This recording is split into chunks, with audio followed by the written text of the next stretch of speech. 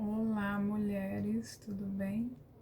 Eu decidi trazer por aqui os contos do livro Mulheres que Correm com os Lobos, da doutora Clarissa Pinkola Estés, e prosseguir dentro do canal do Telegram com um aprofundamento a respeito de algumas questões desse livro.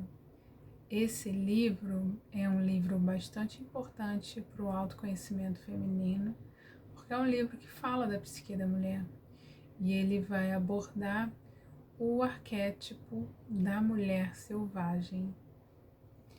E quando a gente fala desse arquétipo da mulher selvagem, às vezes essa palavra selvagem traz um pouco de estranheza, porque as pessoas associam a palavra selvagem àquilo que não é civilizado. E na verdade não é nada disso, né? Aí abrindo um parêntese, né? Eu acredito que hoje nós não somos civilizados, porque se nós de fato fôssemos civilizados, a gente não veria as maiores atrocidades acontecendo por aí, né? E então eu acredito que nós somos semi-civilizados ainda, nós estamos num processo aí de evoluir para melhorar tudo isso. Mas quando a doutora fala do arquétipo da mulher selvagem, ela fala do selvagem no sentido de ser o não domesticado, né? E o que seria isso, afinal de contas? Imagina, nós, como filhas do patriarcado, né? A gente não viveu, nossas antepassadas, nossas ancestrais, elas não conheceram nada diferente. Então, toda a nossa forma de pensar, de agir e de sentir, ela foi muito trabalhada de forma a caber em determinados padrões sociais de comportamento tidos como aceitáveis para nós mulheres, né? Então, quando a gente fala da mulher selvagem não domesticada, o que seria isso? É a mulher que conseguiu se libertar, né, desses padrões. Ah, mas consegue se libertar de todos os padrões? Eu acho difícil, né? Mas isso é uma construção de uma vida. Porque se a gente perceber e mergulhar nesses processos, nos nossos processos internos, vocês vão ver ao longo dos contos que é tudo entrelaçado. Então, a mulher selvagem é aquela que consegue viver de forma livre da sua essência, livre. Então, ela conseguiu acessar, né, esse lugar dentro do seu próprio ser e se libertou de diversos padrões já impostos pelo patriarcado. Então, esse livro é um livro importante também nesse sentido, porque ele vai dando um mapa, ele vai dando um norte a respeito de onde a gente consegue melhorar para ter uma vida mais equilibrada com a nossa essência, com o nosso eu, né? Porque por muito tempo, muitas de nós estão vivendo aquele processo de tentar caber para ser aceita ou se moldando a questões que não correspondem ao que nós verdadeiramente somos. Então, para a gente conseguir acessar toda a prosperidade, a criatividade, a abundância da vida, a gente precisa se libertar de alguns conceitos. E a hora é agora. Então, o primeiro capítulo do livro, ela diz que é o uivo, a ressurreição da mulher selvagem. E só esse nome já é um nome bem forte, porque, na verdade, os lobos não andam sozinhos, né? Eles andam em matilha. E quando um lobo uiva, outro lobo responde. Essa é a comunicação. Então, na verdade, o primeiro capítulo, o capítulo que a gente vai falar do conto da La Loba agora, é um capítulo que fala de um despertar, mas não de um despertar de uma mulher somente, mas de um despertar coletivo de todas nós. Por isso que esse livro também é um grande sucesso, porque é praticamente impossível você passar por ele sem querer, sem ver nenhuma transformação na sua vida e sem querer espalhar essa boa nova por aí, né? Então, vamos lá ao capítulo da La Loba. Então, ele vai falar de uma mulher que vive no deserto, uma mulher que tem os cabelos livres, o corpo livre. Ela diz no livro que ela está sempre cabeluda, né? Invariavelmente gorda. Só daí a gente já percebe que ela não está presa a padrão nenhum. La roeceira, né? A catadora de ossos, né? La loba, a mulher lobo. Então, o único trabalho da La Loba é recolher ossos. E ela recolhe e conserva esses ossos na sua caverna. E ela gosta especialmente de recolher ossos e de conservar o que corre risco de se perder para o mundo. Então a caverna dela é cheia de ossos de todos os tipos de criatura do deserto. Ah, preciso ressaltar que ela também é profunda conhecedora da linguagem não falada, da linguagem da natureza. Então ela conversa com os animais porque ela sabe fazer aqueles sons que os animais fazem. Então ela tem, né, essa conexão com o meio natural muito forte. Então, e ela prefere também, a especialidade dela é recolher ossos de lobo. Então ela fica toda feliz quando ela consegue recolher um esqueleto inteiro de lobo, porque aí ela pega, acende uma fogueira, senta junto ao fogo e pensa na canção que ela vai cantar. Enquanto ela vai decidindo a canção que ela vai cantar, ela ergue os seus braços e canta. E nisso, os ossos começam a se juntar, a carne começa a aparecer forrando esses ossos e a criatura começa a se cobrir de pelo. Então, ela canta um pouco mais e uma proporção maior da criatura lobo começa a ganhar vida. Então, ela canta um pouco mais e a criatura começa a respirar. E ela segue cantando um pouco mais com tanta intensidade que o chão do deserto estremece. E nisso, ela canta um pouco mais e o lobo abre os olhos, dá um salto e sai correndo pelo desfiladeiro. Então, em algum ponto dessa corrida, quer pela velocidade ou por atravessar um rio respingando água, quer pela incidência de algum raio de sol ou de luar sobre seu flanco, o lobo de repente é transformado numa mulher que ri e corre livre na direção do horizonte.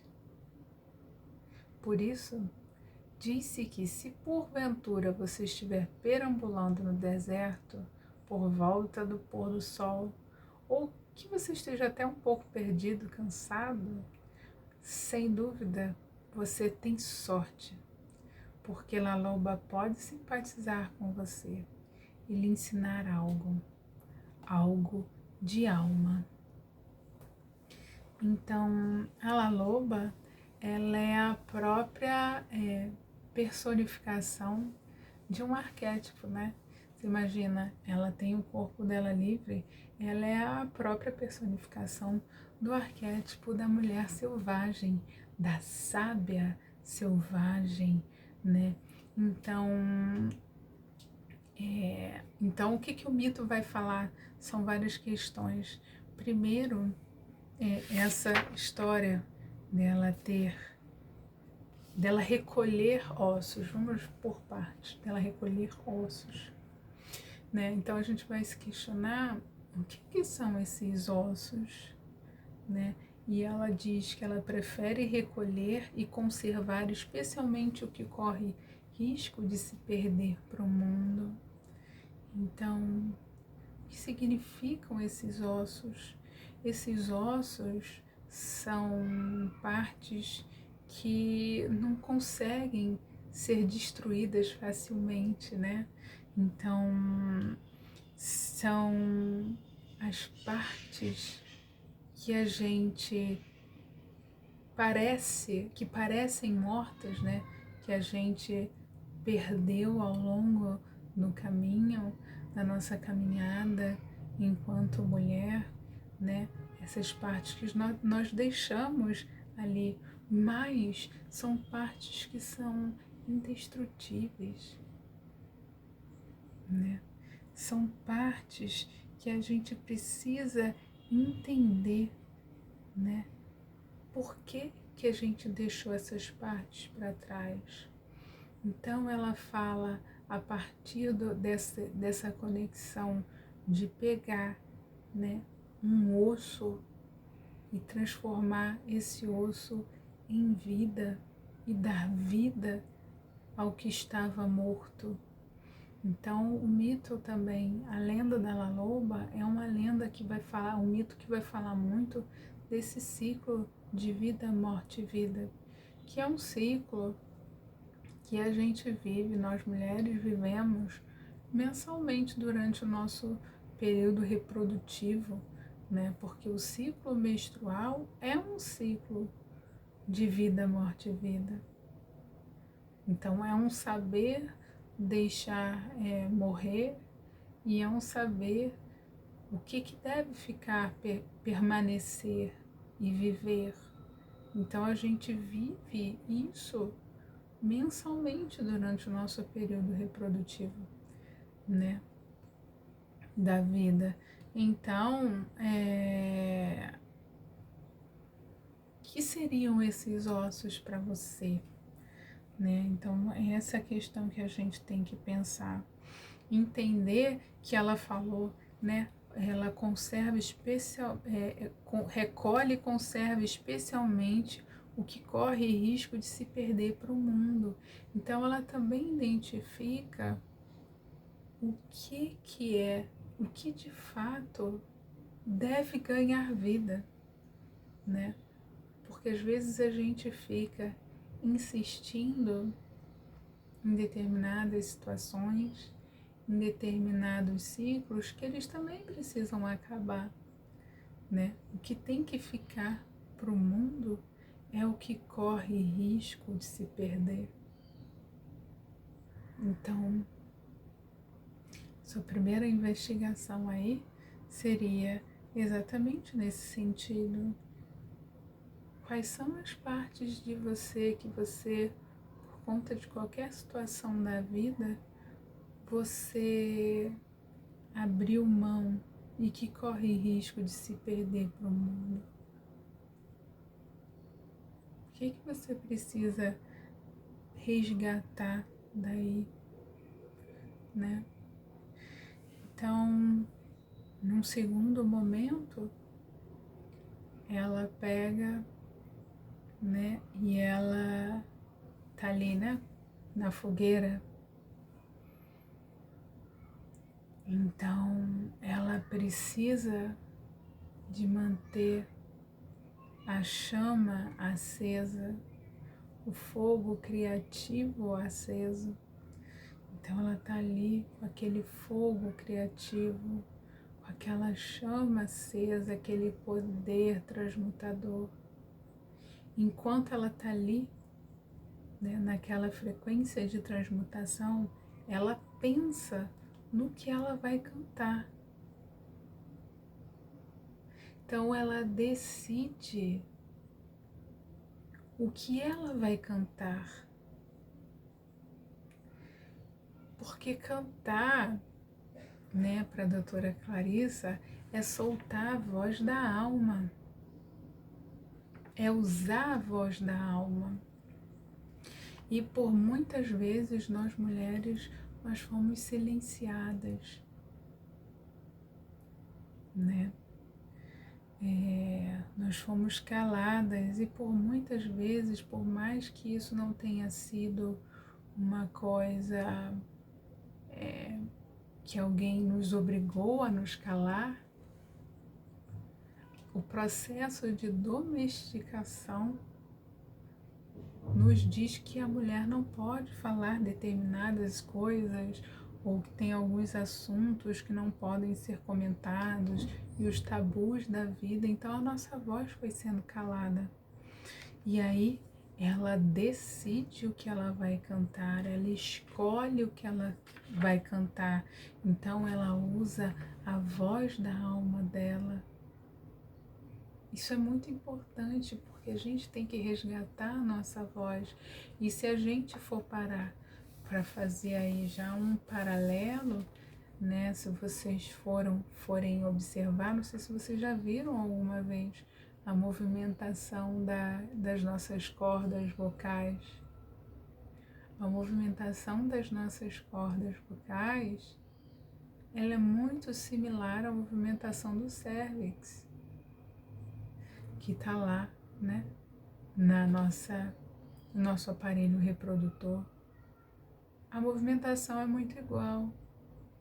Então, né, nesse processo também, onde a gente perdeu a nossa voz, onde a gente abriu mão de falar o que pensa, né, isso vai também trazer alguma questão para a nossa sexualidade, porque é muito similar, tá tudo integrado, né? Então, né, outra coisa, se a gente for parar para pensar, também analisando de um outro ponto, ela conserva especialmente o que corre o risco de se perder para o mundo. Então, ela senta junto do fogo, escolhe a canção e canta.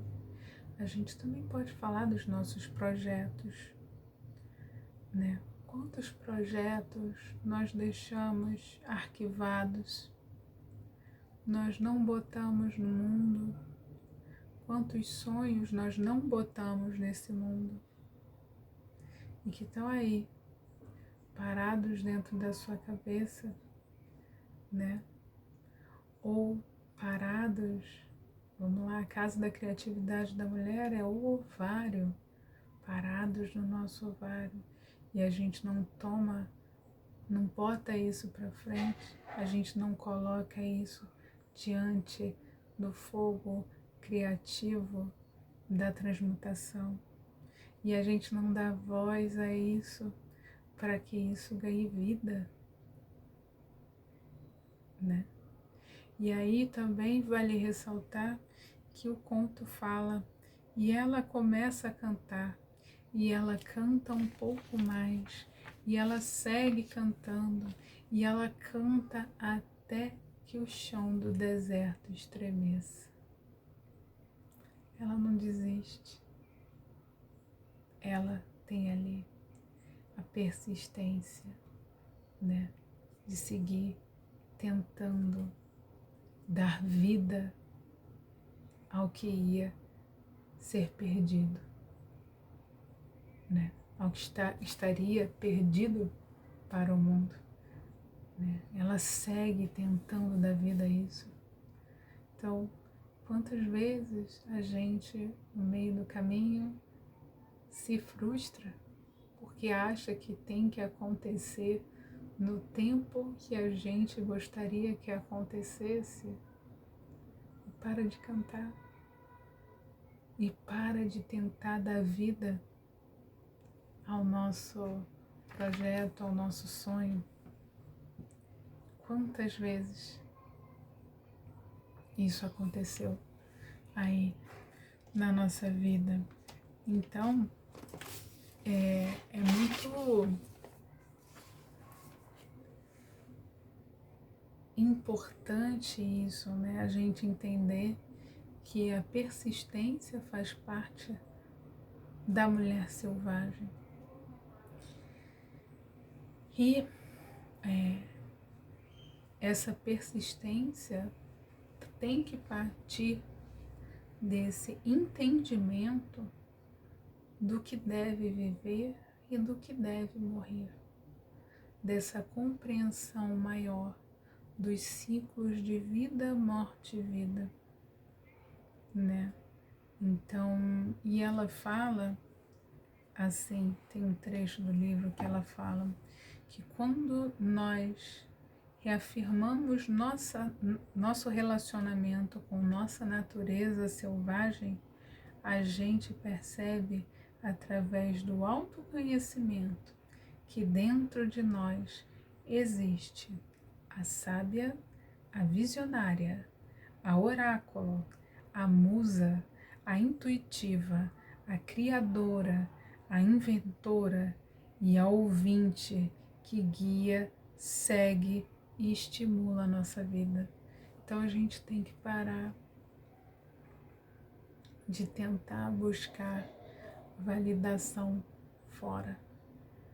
A gente tem que se validar do jeito que a gente é e a gente não pode desistir de dar voz àquilo que a gente precisa dar voz, de usar a nossa potência criativa que vem desse reconhecimento dos nossos ciclos, que vem desse reconhecimento do que a gente deve manter e seguir e persistir até que ganhe vida e ganhe força, e daquilo que, ok, isso eu posso já deixar morrer.